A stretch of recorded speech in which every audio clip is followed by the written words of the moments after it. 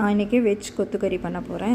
சோயாவில் தான், மீல் மேக்கருங்கிறாங்களே அதில் தான். எண்ணெய் காஞ்ச உடனே வெங்காயம், பூண்டு, இஞ்சி, கொஞ்சம் கொத்தமல்லி, புதினா எல்லாமே எண்ணெயில் நல்லா வதக்கிக்கணும். அதுக்கப்புறம் மிளகாத்தூள், மஞ்சத்தூள், கரம் மசாலா, உப்பு போட்டு நல்லா அந்த எண்ணெயிலேயே நல்லா பிரட்டிக்கணும். அதுக்கப்புறம் 2 தக்காளி அரைச்சி ஊற்றுறேன். அரைச்சி ஊற்றாலும் சரி, பொடி பொடியாக கட் பண்ணிங்கனாலும் சரி, நான் அரைச்சி போட்டிருக்கேன்.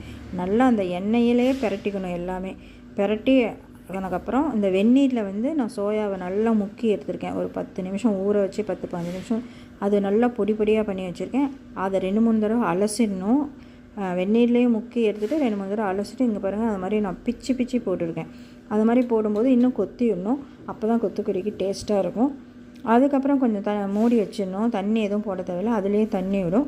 அதுக்கப்புறம் கொஞ்சோண்டு மிளகுத்தூள் போட்டு நல்லா பிரட்டுற மாதிரி பண்ணி இறக்கணும். ஜூஸியாக கொஞ்சம் இருக்கும், அதே சமயத்தில் கொஞ்சம் ட்ரையாகவும் இருக்கும். சாப்பிட்றதுக்கு டேஸ்ட்டாக இருக்கும்.